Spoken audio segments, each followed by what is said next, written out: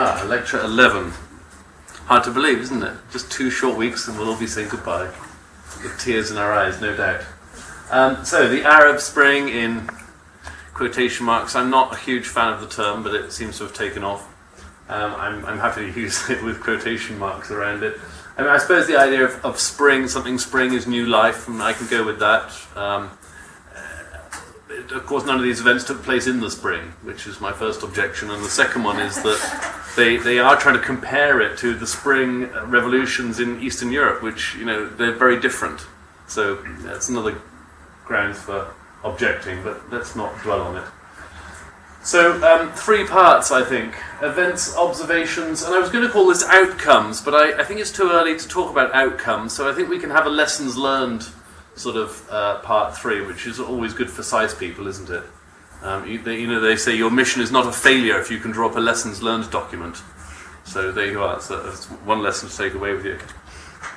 So there we are, the outline. Couldn't be simpler. No conclusions. It's not over.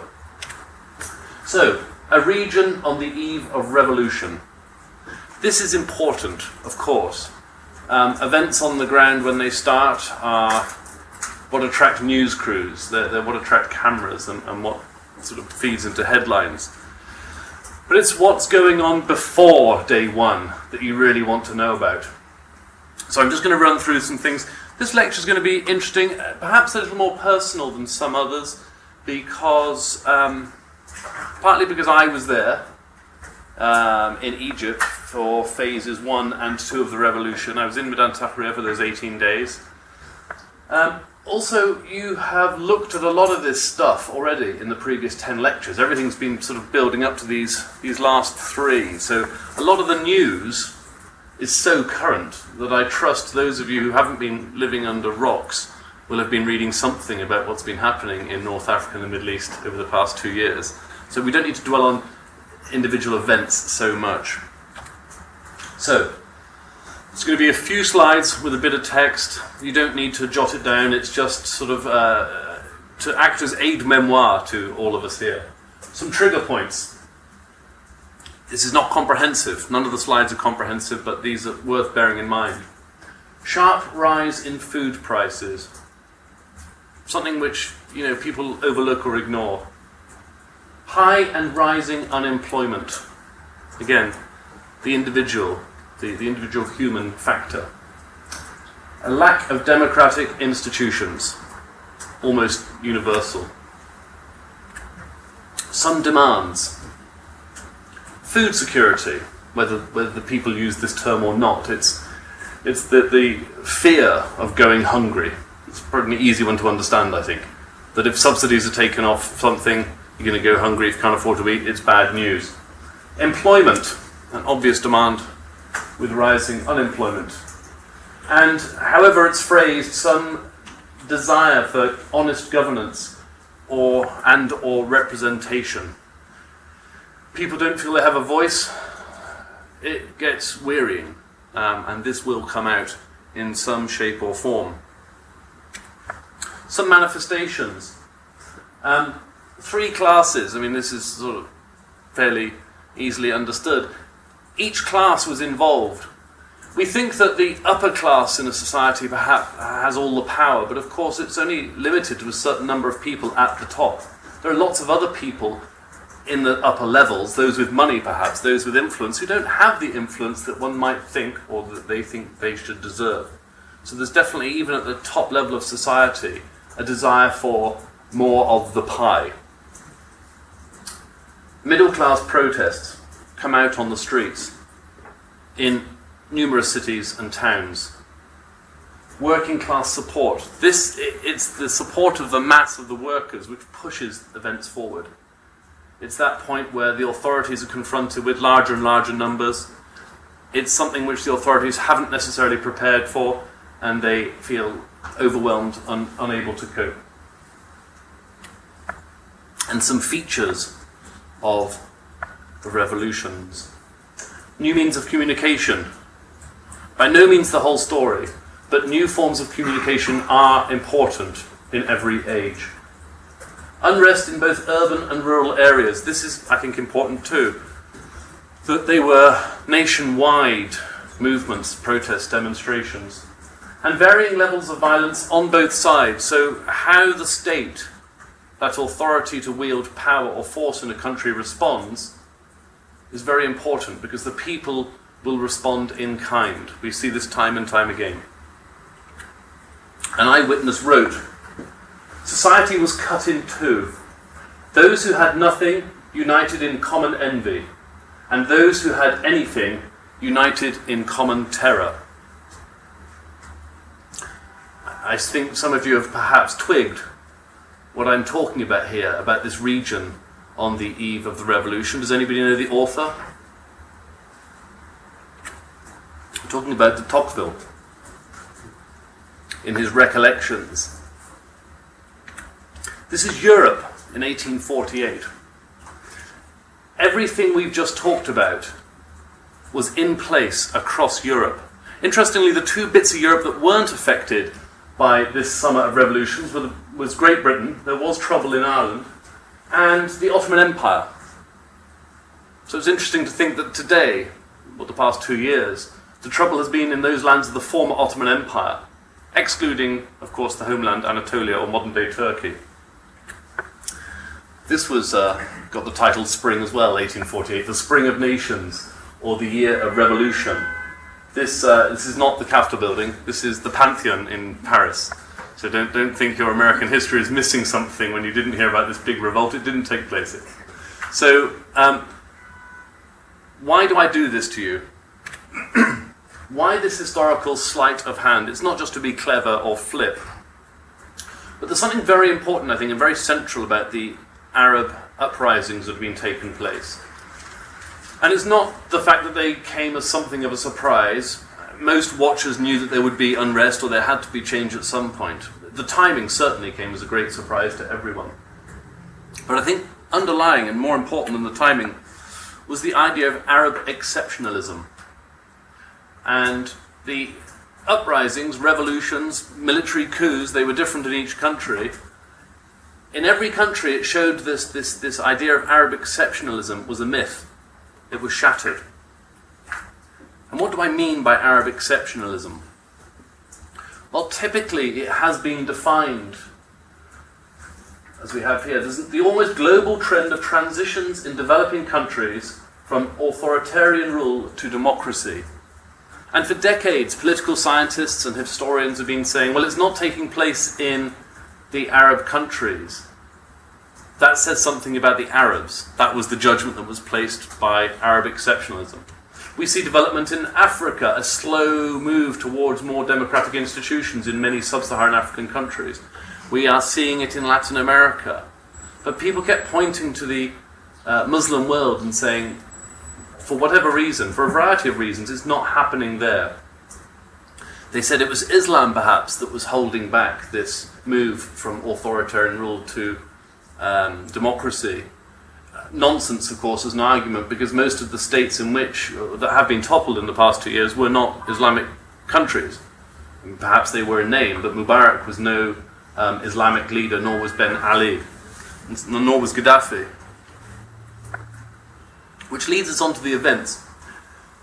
And I just want you to have that in mind. There are no more tricks, by the way, of history. That was it. That was the clever opening. And it wasn't just clever for the sake of it, but it's just to make us realise that, you know, the Arab world is not unique or especially different. It involves people. And I think that's a very easy point to overlook when we think about these uprisings. I'm just going to close that window, if I may. Do you mind?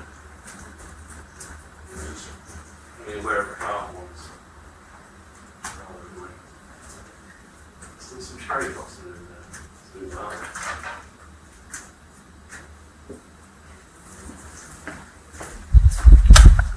So, in brief, the what, where, who, why, and how. These are going to be very brief because the details, the things that we've read in newspapers and media coverage are answering the W questions, and I trust that you have most of the facts behind you. I'm often asked, for an assessment of what's going on, and people want the simplest message possible. You know, if you meet somebody who has 3 minutes to spare, they say, "What's going on in the Middle East? Go." I tend to say this: a lot of things are happening at once. They're happening for different reasons, and they're producing different outcomes. You know, if you want a simple answer, that's about as basic as I can make it. Now, if you have time, we can sit down and do details. But otherwise, don't expect a simple answer to a very complex question. You know, don't be pushed into giving people answers if they don't want to listen or spend time learning. That's my lesson for all of you. The where, right across the region. The colours aren't terribly clear here, but it's very interesting to note that on every map of the Arab uprisings produced until 6 months ago, Mali doesn't even get a look in. Of course, it's not, strictly speaking, part of North Africa or the Middle East, the way that we divide the world up. But it just wasn't on anybody's radar, again, in the same way that Tunisia wasn't 2 years ago. When I say it was on no one's radar, of course, people were aware of it, and I was writing about it for some years, but it wasn't something where we anticipated the trouble that we see today. There we are, that's the where. These would be easier to see in slide form, but essentially, you know, that these have had change of leadership, as has Yemen now. Syria is still in a state of civil war, and Morocco, Jordan and Oman are saying protests and governmental changes. So they've changed cabinets and things are ticking along quite nicely so far for the rulers in those countries. Bahrain, of course, probably some of the most serious violence outside of Syria. I hope people don't get tired of seeing this face. I know I use the slide in more than one lecture, but it's good to remind ourselves of you know, this character. He's not the only one, of course, but he was a figurehead for the revolution, an unintentional one, of course. So don't forget Mohammed Bouazizi's name and the importance of what an individual can do, wittingly or otherwise. But it was more generally the broad mass of people. This is the who in every country across North Africa and the Middle East. Anybody recognize the building or the flag? This is Cairo. It's a very green flag. It's not Libya. The Saudi flag? No, it could be actually. I mean, yeah, it could be the same colour green. It's Arab League. It's the Arab League building, which, rather toothless entity, has its headquarters there on the edge of Tahrir Square. The army, very important. Doesn't he look like a happy chappy? Making official proclamation number 1. It was all very scary and Stalinist after Mubarak left, and they said, "This is the official proclamation number 1." And we thought, my God, how many of these will there be? Yes, the role of the military, of course, we have looked at, and it's worth remembering that the latest reports out of Egypt in the past week suggest that the military had a much greater role in committing atrocities during the time of the revolution than was at first thought. Most of the violence perpetrated by the state was blamed on the police, and it may turn out to be true that the police were guilty of most of the shootings. But subsequent inquiries suggest that the Egyptian army were likewise guilty of disappearing people, and lots of unidentifiable bodies have turned up from inside military bases in Egypt. So that might change the future chance that they have of re-seizing power, if indeed they decide to, if the Brotherhood can't rule more effectively. So the why. I think going back to those early slides of Europe in 1848, the question of food prices has been central.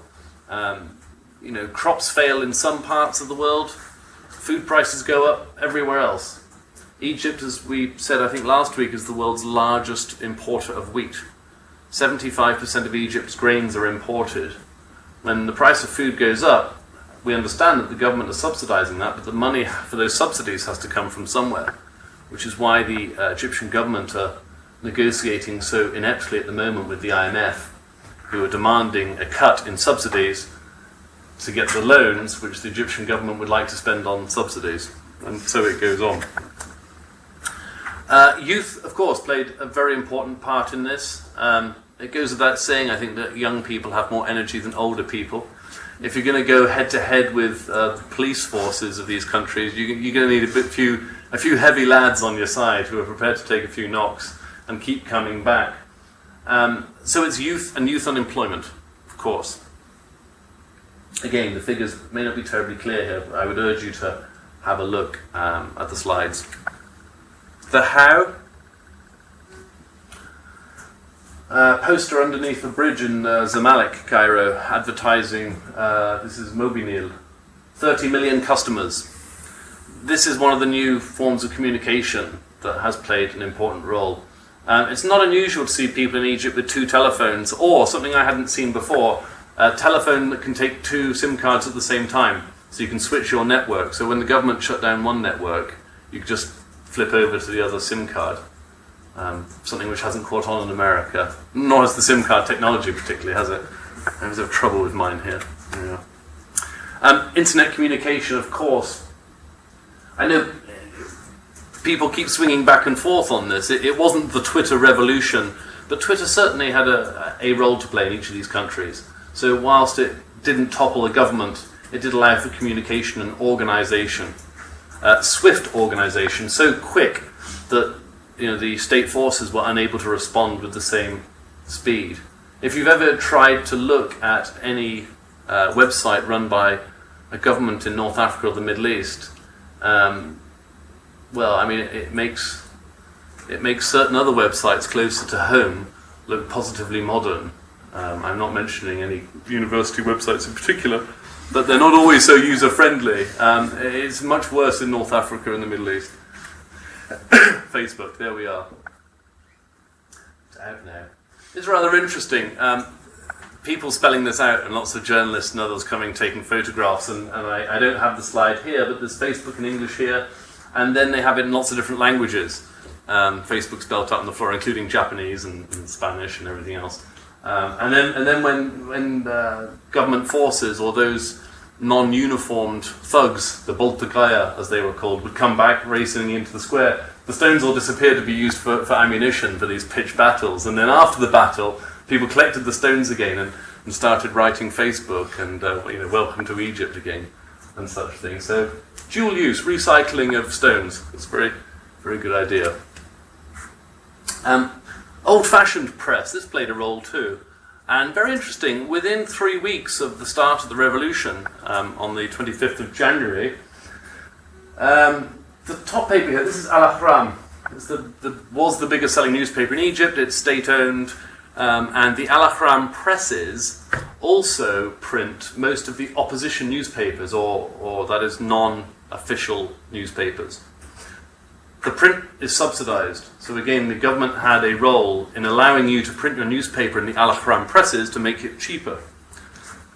They all sort of disappeared for a few days during the start of the revolution, but then as things were going against Mubarak and the regime, I was talking to the owner of this corner shop, it's around the corner from where I lived in Cairo. Sales of Al-Ahram plummeted as people took it as a form of protest not to read the state media anymore, and other printing presses appeared for the opposition newspapers, which were being printed in greater and greater numbers. It was very interesting. This chap was saying, sales figures just did a seesaw, an about turn between pro and anti-government.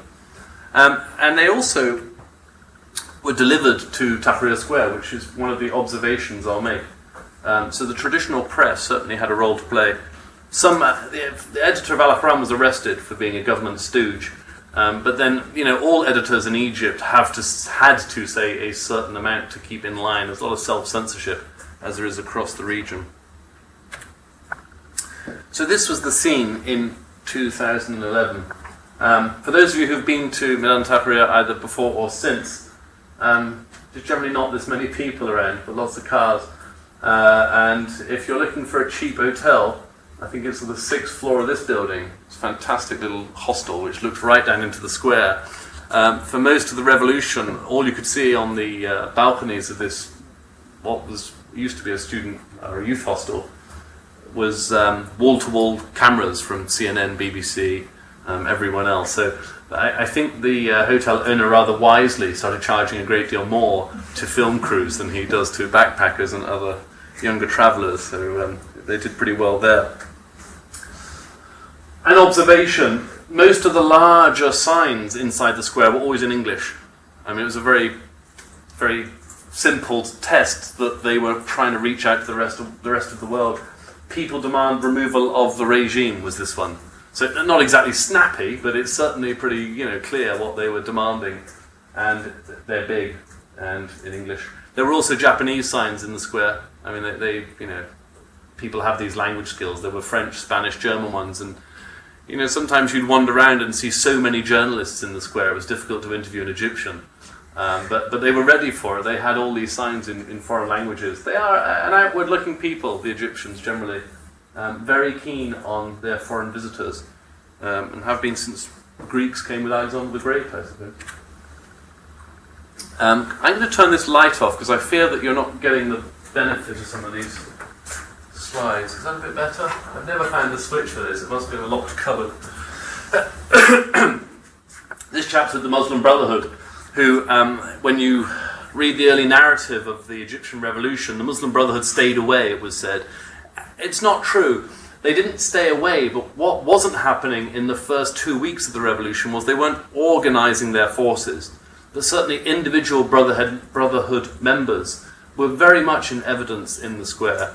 The leadership told them not to go, but they went nonetheless because they wanted a part in this revolution. And this looked troublesome. It's not really. The tanks here just fired at their engines, and everybody was afraid of what was going to happen next. Inevitably, when you're confronted by 6 tanks, but they were turning over the engines quite simply. But this chap from the Brotherhood was instructing everybody to sit down. So they just formed a big body of men sitting in front of these tanks so that they wouldn't come into the square, Tiananmen style. That wasn't the intention of the army. And then some other people started shouting, the army are going to leave, and then we'll be at the mercy of the thugs and the police who are not in uniform. So then they formed another wall of people behind the tanks so that they wouldn't leave the square. So it was this rather interesting scenario. And the officer in charge of these tanks is saying, no, we're just turning the engines over. We have to do this. And no, we're not moving. We're not moving. So literally the tanks were surrounded by bodies lying on the floor both sides, where people were not sure if they were coming or going. This rather lovely salmon building is the Egyptian Museum. I say lovely building. It's a bit shabby, to be fair. It needs a lick of paint, and a lot of these windows leak. So if you're ever inside the museum and you find a puddle of water at your feet, it may not be that somebody has spilt a drink, but rather it's rain that's coming through the roof. The rather ugly building behind it, which is burnt out, is the headquarters of the NDP, the so-called National Democratic Party, which was Mubarak's party. It was one of a handful of buildings only that were burnt out during the course of the revolution. So it wasn't widespread looting and pillaging. It was very much targeted. Unfortunately, the electoral registers were kept in that building, so when they went up, you have to question how regulated any future elections are, because I don't know that they've done a thorough census since the revolution, and yet people are still voting based on old records, which, as I say, went up in smoke in that building. And there's the building again, with a clearer view of the tanks at a moment when they're not about to leave or come into the square, and a better view of the museum. It's quite a relaxed atmosphere for a revolution. I mean, you think what revolutions might look like. I mean, people were coming in, this sign reads Ahal Mubarak, or Go Mubarak. This chap was working in one of the field hospitals that was set up. Just this side of the tanks, there was a little, what would have been a traffic island when the cars were going through. And there they were treating everything from cuts and bruises, people who'd got hit on the head with stones or been beaten up by chaps wielding bits of wood, and then heat exhaustion. I mean, a lot of people just got tired and thirsty. Even in January, the temperature can get up in Egypt. But as you can see, they're very happy. As soon as they saw somebody with a camera, they're like, "Oh, take my picture, please." And it wasn't quite the scenes one imagines from, I don't know, a reading of Les Miserables, for instance. The revolution was much more low-key, most of the time. And most of the time it was, just resembled normal life in Egypt. This is Friday, noon, it's prayer time, so everybody just stopped and started praying. you're getting a good idea of the lay of the land now, Medan Tahrir. If you're ever there, you'll be able to find your way just because of these slides. Statue of Saad Zaghloul, he's over that way. The River Nile is over there. In the early days of the revolution too, there was trouble with people trying to get into the museum, and it was rather nice to see Egyptians dealing with the situation themselves and preventing people from getting into the museum, so that very little damage was done. I mean, obviously there are always going to be opportunist criminals who try and benefit from unrest. When there were groups of Christians praying, it is true that Muslims formed circles to protect them, to sort of stop people tripping over them, for instance, and Christians were doing the same.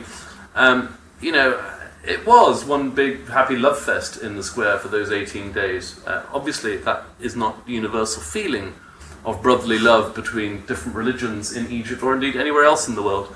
But I can only say from my time on the ground there, over 20 years, having conversations with all sorts of people, there's generally not a high degree of enmity between the majority of people, whatever their religion. It just doesn't exist.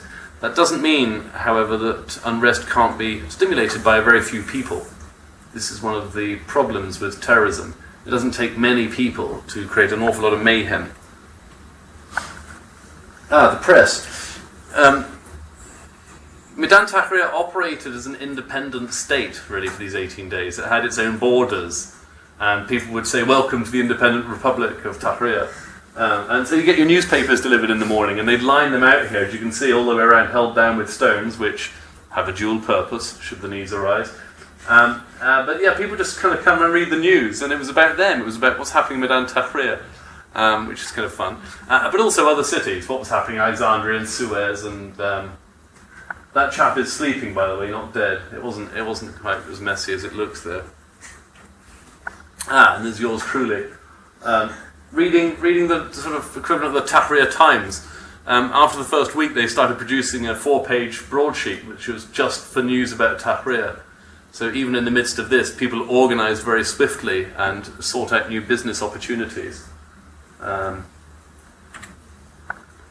Talking of business opportunities, little stalls sprang up. It was really quite a scene. People were approaching the checkpoints with huge cases of whatever, tin drinks, cigarettes, biscuits, blankets on their heads, coming through the checkpoints and then setting up shop. Even in a revolution, people need to eat and drink. Small business owners like these were commonplace. These are obviously women. I don't presumably need to point that out to anybody in the room who's got very sharp eyes. But a lot of women do have businesses in Egypt. Again, for those who haven't travelled to the region, I don't know perhaps the level of understanding, but some people one speaks to imagine that women are never seen in public. Trust me, Egyptian women are pretty feisty. They're not going to buckle under easily to any regime that doesn't suit them, nor should they. And from the necessities of life, such as biscuits and tins of fizzy drink, to the luxuries, popcorn. Egyptians love popcorn, it's not just for the cinema. And so the square did take on a sort of party atmosphere after the first 10 days. It wasn't always a party atmosphere, mind you. When Mubarak made his second speech saying he wasn't leaving, it turned quite dark for a while. But that's frustration for you. And face painting. If you doubted that it felt at all party-like, people were there with their whole families, little infants, toddlers, whatever, all getting their faces painted in the colours of the Egyptian flag. It was funny how many people said to me, "I feel proud to be Egyptian for the first time in my life." Generally, this came from people who were 40 or under, people who had never known any possibility of a democratic government, who suddenly saw an opportunity to have their voice heard without being beaten up, I suppose, or arrested or thrown in prison. And it was very, very exciting for them. 1989 in Europe, another revolutionary period, time of great change. The Berlin Wall came down, and I was there in Berlin for that at that time, and I remember people saying, this wall, it's a physical wall, but also an emotional wall. In Egypt, no walls came down, but it was certainly a wall of fear that broke in Egypt and Tunisia, and it was tangible. And also there was a high degree of civic pride in Midan Tahrir, which, as you can see, evidenced by this young woman collecting rubbish. If the degree of civic pride was so high, why was anybody littering? Good question. I mean, people do tend to litter in Egypt. It's a commonplace. It's not the neatest country in the world, it must be said. But in Tahrir, it was far, far less, and people were tut-tutting at people who they saw dropping litter, which I'd never seen anywhere else in Egypt before in all my years. It was their square. People felt like this is our home, and we're not going to have it wrecked by litter and other things. It's fascinating, very interesting time. And these two chaps were wandering around. There's a Muslim guy here holding the Quran, and his Christian counterpart holding a cross, which he fashioned from two pieces of cardboard, which had torn from a carton of cigarettes. I have other pictures of the flip side of the cross with the Cleopatra on it, which is the brand name. But they were going around, not just, this is an Egyptian journalist, but they certainly weren't just talking to journalists. They were going around essentially preaching the good word, which was, we're all Egyptians, and I don't care if you're a Muslim or a Christian, we're in this together, and let's remember that. So they were actually, I suppose, proselytizing for understanding. This wall here, by the way, this is the American University in Cairo campus. My office was up here. I didn't get a picture of my office window. And the bookshop's there. If you're ever in Cairo, it's the best bookshop in the country. And so to the barricades, as they say. Very well organised. This is the inner circle of barricades. And up here, an outer layer. Statue here is of Talat Hard, another influential character in early 20th century Egyptian politics. Pitched battles took place along these things on quite a regular basis, but rarely after day 3 did the people on the outside of liberated Tahrir, manage to get in. Line of people here, they're queuing to come in, and they're having their ID cards checked to make sure it doesn't say police or government thug if that was on their ID cards. But Egyptian ID cards have the profession on them, and they were checking them here. Entrance and exit this side. It was very, very well organised. And interesting on the other side of the barricades, I'm standing at the foot of the statue that you saw in silhouette there. Groppi's is a very famous cafe in Cairo. It was very popular when the British were there, among the officer class. It was where they would go and have tea, coffee and eat cakes. Like a lot of things in Cairo today, it has seen better days. It's a little bit shabby and not very chic. And I don't like the chocolate they sell. But I was here. This was interesting. I was here taking photographs, and I was approached by these two chaps who said, "What are you doing?" It's really odd when somebody's got a camera in their hands and they're going click, and somebody asks you what you're doing. I said, "I'm taking photographs." I thought, poor chaps, I'm a little sandwich short of a picnic. And they said, "You can't take photographs." And I said, "Don't be ridiculous." I said, "I've been taking photographs here for 20 years," and I go away. But they were Mukhabarat, secret police. You can tell them because they're quite burly, they're quite beefy. Obviously, if you're going to be disappearing people off the street, you want a bit of muscle behind you. So one of them tried to grab my camera, and the other one sort of grabbed my arm, and I just started shouting at them. Which, in the past, I would never have dared argue with Mukhabarat. And B, if they grab you, you're kind of done for. I mean, you get taken to a police station. As a foreigner, very little is likely to happen. You'll be taken in for questioning. They might, wipe your photographs if they think there's something sensitive there. But generally, it's over and done without too much fuss. But anyway, I started shouting and screaming at these chaps. And from inside the liberated zone, this whole gang came out of these young men and basically chased the secret police away. It was a remarkable setting. I mean, it gets the heart going a bit just to remember it, but it was something that I thought, wow, even 2 weeks ago this would not have happened. Suddenly there's these unarmed young men just chasing off the secret police of whom they were so terrified just 2 weeks earlier. Whatever happens in Egypt, I think that breaking down of fear is going to be very, very important, because I don't think we've seen evidence over the past 2 years that people are just not prepared to tolerate levels of misgovernment or mismanagement that they put up with in the past for so long. A week after the revolution, this was back open again and all the barricades were cleared away. So this was Tahrir Square within 5 minutes of the announcement made by Omar Suleiman that for the interest of the country, President Hosni Mubarak would step down. I mean, it's not the best photograph in the world, but it does perhaps catch something of the movement of the people and excitement. I was trying to get out of the square at this stage, and it's not the biggest square in the world, probably from here to the buildings across the road away. What's that? 400 metres. It took me 2.5 hours just to get through the mass of people. It could have been quite scary. You know, you fall over, you'd be in trouble, not through anybody's fault, but just, you know, mobs of people or large groups of people are difficult to negotiate. But I can't think of another time in my life when there were so many hundreds of thousands of people that were so uniformly happy and excited for the future. Some of them found their way to the bars around town. I was there to research what the young people felt about the revolution. President Obama on the television here making the announcement that the American government was, you know, glad that Mubarak made this decision. So this was, I don't know, 3 hours after the announcement was made, which was 6 o'clock local time. This is about 9 o'clock in the evening. People drinking apple juice, I suppose.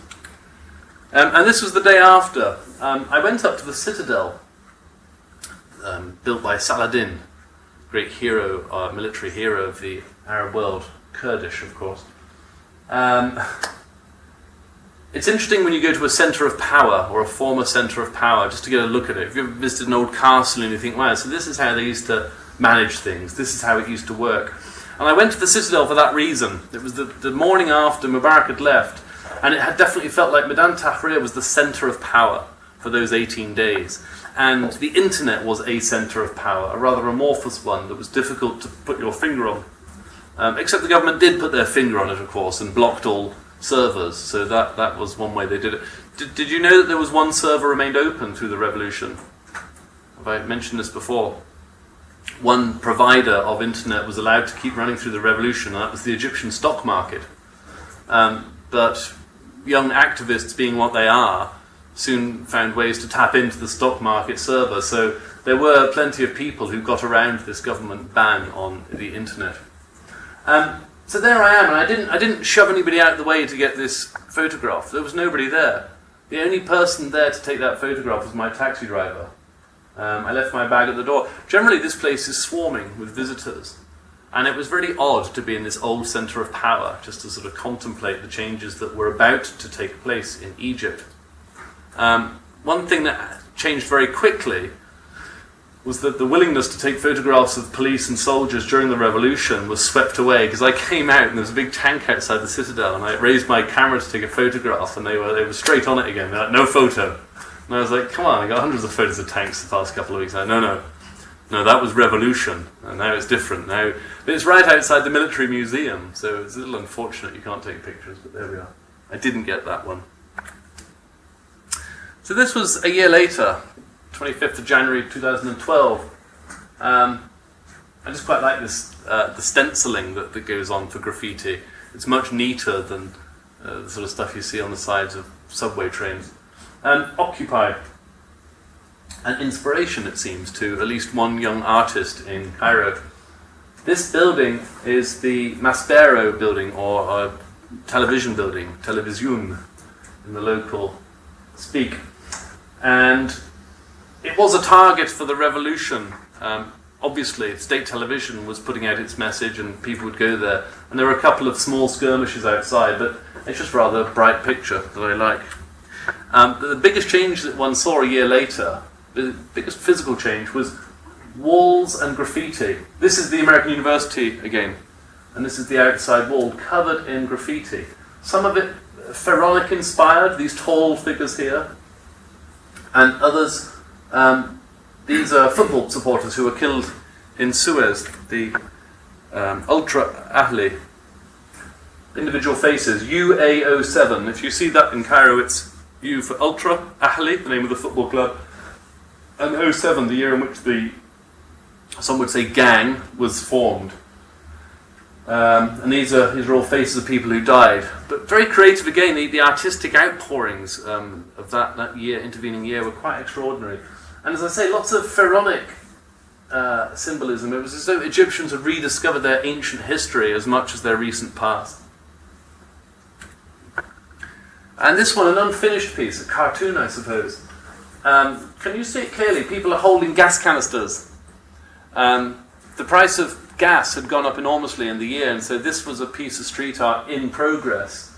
But it's very well done, and there's a lot of art colleges in Cairo, and a lot of very fine artists. So this is what we're seeing here. Gas canister wall art.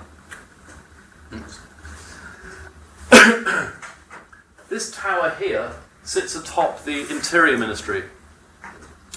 And a year after phase 1 of the revolution, this was the main centre, the main target for those who were not satisfied with progress in government thus far. And so these enormous walls appeared. They're 3 blocks high, as you can see, so they must be, I guess, 12 feet in height. Solid concrete blocks. There are little cracks, so people would go up and look through and see all the police on the other side and throw stones over, and then the police would shoot tear gas back. But very interesting symbolism from the UAO7 stuff, Egyptian flags, and then people doing these rather ordinary things. I think I always see them as inspired by the British graffiti artist Banksy, who's drawn a lot on the so-called peace wall around Palestine and Israel, of little girls with balloons, and there's a lady here stepping off the pavement with her pram. And this is another section of wall which will become even clearer in a second, but you can see it looks a bit rough-hewn up close, and one of these spy holes that you could look through to see what the police were doing on the other side. And this is a lamppost, obviously. It's a little more impressive when you see the whole thing. It's that shows a degree of creativity that somebody was directing this. No, left a bit. And it's just the street goes right through. Had I taken it at another time of day, I would have had much better light. But here, I think you can see the contrast. So these are real lampposts here, and this is where the wall finishes. And you stand at that point, and you have other people standing there looking at it saying, my goodness, it's like you really felt that you could just walk into it. I didn't try, because it would have hurt. It reminds me of that joke, the story, a man walks into a bar, and says, ow, it was an iron bar. Anyway, this is a real wall, protecting the Interior Ministry. This is before the election of now President Morsi.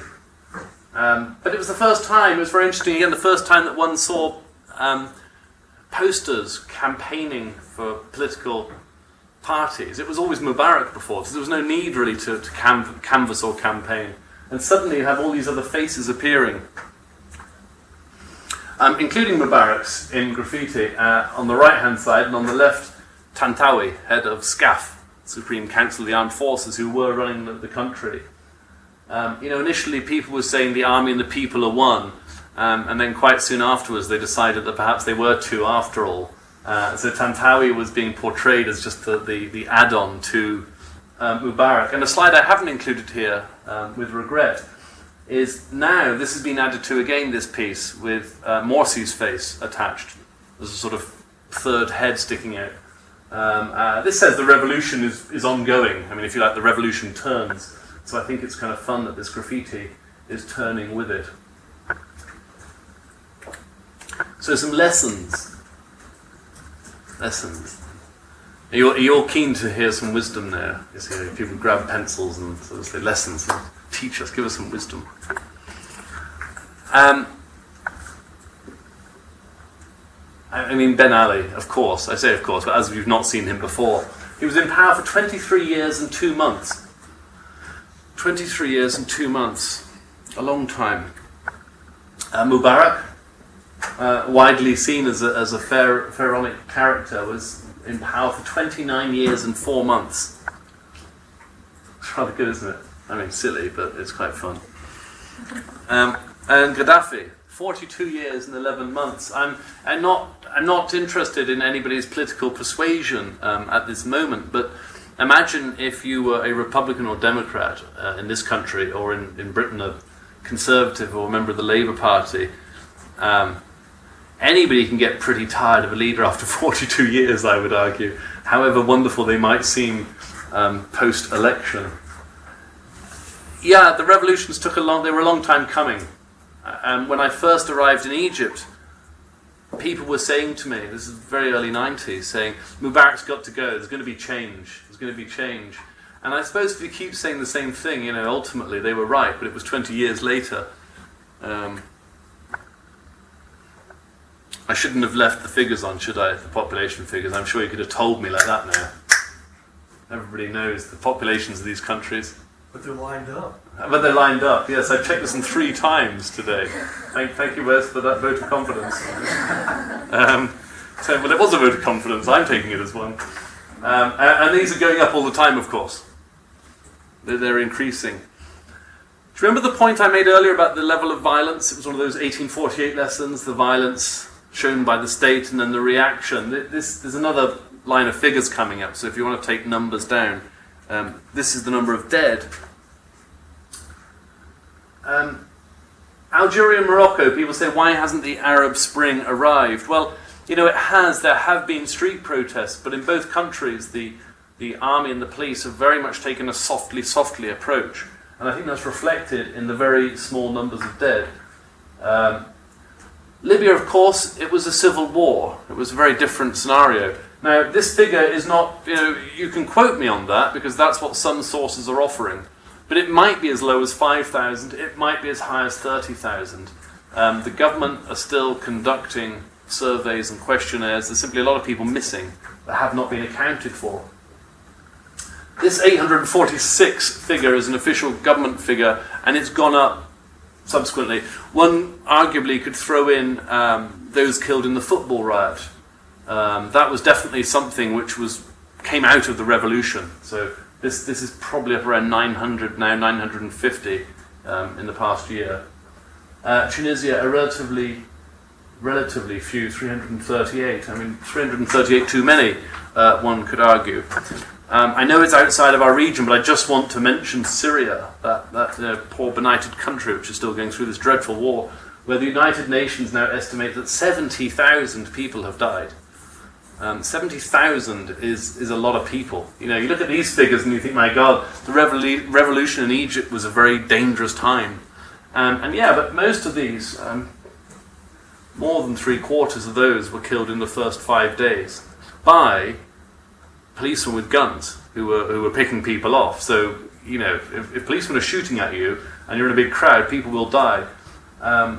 It could have been a great deal higher had the army not intervened. But let's not forget Syria. So these are the final lessons. As I say, not conclusions, because we're far from over. But please, if you, and you will, I'm sure, hear people talk about, maybe they don't use the term Arab exceptionalism, but people do talk about our region of common interest as though somehow it's different to anywhere else, as though the people are different somehow. It's foolhardy, if I can put it gently. Revolutions are driven by many factors. In 1979, the revolution in Iran was started by leftist groups and unions. Very quickly, it was co-opted by the Islamist groups who had, as is the case in Egypt, greater organizational skills and a large unofficial membership. So now when the Iranian regime want to claim their legitimacy, they talk about the Islamic Revolution of 1979. I mean, they can call it what they like. It certainly didn't start out as an Islamic revolution. It was like the revolutions in North Africa today, against corruption and vested interests. It was demanding greater rights for people who had nothing, and a little less for the people that had everything. A lot of the Muslims you meet in any of these countries, Egypt, Tunisia, Morocco, some of them want the state to be an Islamic state. I mean, Libya was officially an Islamic state under Gaddafi, although there were any number of fatwa against Gaddafi for the things he said about the Quran, which fell very much afoul of mainstream thinking. But Muslims are not just Muslims. Let's try and think about people, because a lot of these Muslims are just looking for a job. their mothers or their students or their doctors. And I think that, again, is very important to remember, that we're talking about people, not some amorphous entity of foreigners over there. Democracy is a process, not an election. We've seen any number of examples to prove this time and time again. We were talking last week at the conference organised here about Mali, and America, France and other Western powers are pushing the Malians to have an election in July, because that will be a sign that everything's getting back to normal. It doesn't matter that the electoral rolls aren't accurate. It doesn't matter that the country isn't perhaps ready for an election. Too often we jump at this thing of the election. You see people with the purple die on their finger to show they voted and they can't vote again. It's going to take time. People look at the example of Turkey and say, well, in Egypt the military are involved, and they were once involved in Turkey, and now the military have gradually withdrawn from Turkish internal politics. And that's true, that might well happen in those parts of North Africa where the military still holds sway. But in Turkey it did take 20 years. So again, if administrations are keen to look at the Turkish model as the way ahead, then they should also be keen to have patience and wait 20 years, have a strategic vision that maybe lasts for 30 or 40 years. But I wouldn't be at all surprised if any government failed to have such a long view of things. It's just not how they are set up to operate, which is a pity, because that's exactly what we need. We must listen to and talk with all parties, notably those we like or understand least. My grandmother, God rest her soul, used to say to me, she said, "Eamonn, God gave you one mouth and two ears so that you might listen twice as much as you speak." And I don't know if that was personal to me as a very garrulous youth, or she meant it as a universal statement. But I think particularly in bits of the world that aren't home, it's even more important to listen, listen, listen. We don't understand a great deal. We'll never have the depth of cultural understanding as somebody who's brought up in Egypt, for example, with Arabic, with all of the cultural references that go on, etc., etc., etc. So it's essential, I think, that we listen as much as possible, particularly before we start making major decisions that will affect the lives of millions, whether it's food subsidies or any other issue. And finally, a word I'm sure you're all delighted to hear. The alternative to democracy, I would argue, is chaos. So right now, it is chaotic, but there is a sense of order.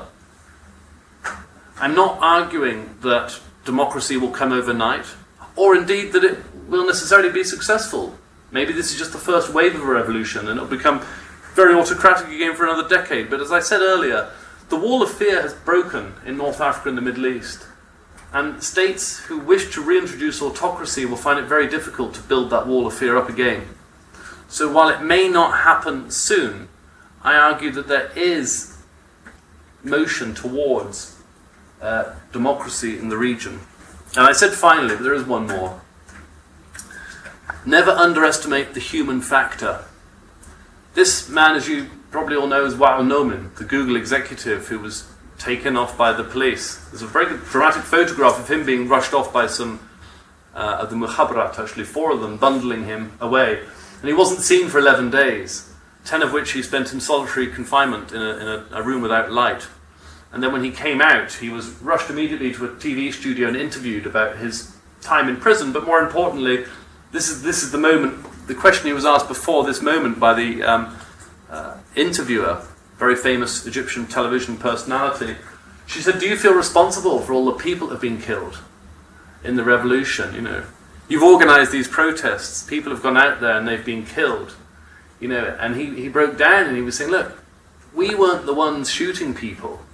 We were out on the street protesting for something which we think all Egyptians deserve, and that's a better future." The revolution at that point was wavering. The numbers of people in Tahrir Square had dropped. It wasn't empty. The police hadn't tried to retake it. The police disappeared in Egypt. But this television interview, which was beamed into millions, literally millions of households in Egypt, had the most profound effect. And the next day, it was standing room only again in Maidan Tahrir. This is a nice middle-class boy that really had very little in common with the majority of Egyptians who had nothing, no food, no jobs, no prospects. And yet his appearance on television, and particularly his breakdown at the question, he took the microphone off then and walked off in tears, it galvanized and reinvigorated those who were demanding the removal of Mubarak. And that's why I say never underestimate the human factor. It's just an example of another Mohammed Bouazizi, but this one was lucky not to be pushed to that last step of self-immolation. On which, not too cheery note, I draw this to a close and say